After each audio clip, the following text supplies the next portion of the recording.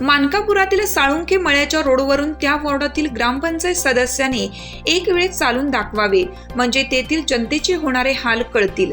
मानकापूर कसना रोड लगत असणाऱ्या साळुंखे मळ्याला जाणाऱ्या रोडची इतकी दुर्दशा झाली आहे. आता सध्याच्या पावसामुळे सदरच्या रोडवर गुडघा एवढे पाणी असून त्या भागातील लहान मुलांना, महिला भगिनींना सदरच्या गुडघ्याभर पाण्यातून मार्गक्रमण करावं लागत आहे. त्याचा परिणाम त्या नागरिकांच्या आरोग्यावर होत असून याला जबाबदार कोण, असा सवाल सदर भागातील नागरिक करीत आहेत. त्याच भागातील ग्रामपंचायतीच्या कर्तव्यदक्ष पीडीओ श्री प्रकाश धनकर यांचे घर सुद्धा तेथेच असून ते गप्प का आहेत, असा सवाल विचारला जात आहे.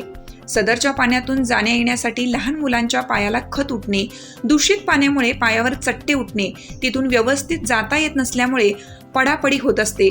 एखादं लहान मूल पडलं तर जीव गेला तर याला जबाबदार कोण? वॉर्डातील सदस्य ग्रामपंचायत सदर रस्त्याबाबत ग्रामपंचायतीला अनेक वेळा निवेदन देऊन सुद्धा रोड का होत नाही? सदरच्या वॉर्डातील एका ग्रामपंचायत सदस्य आणि हा रोड मंजूर आहे, मात्र तांत्रिक अडचणी आहेत असे सांगितले.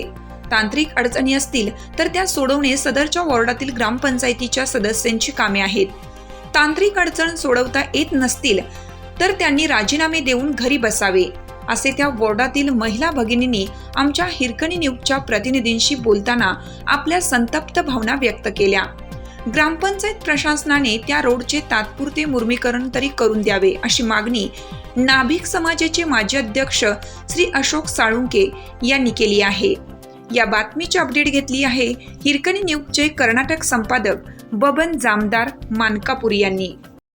चालू घडामोडींचे अपडेट्स जाणून घेण्यासाठी आपल्या हिरकणी न्यूज चॅनलला सबस्क्राईब जरूर करा.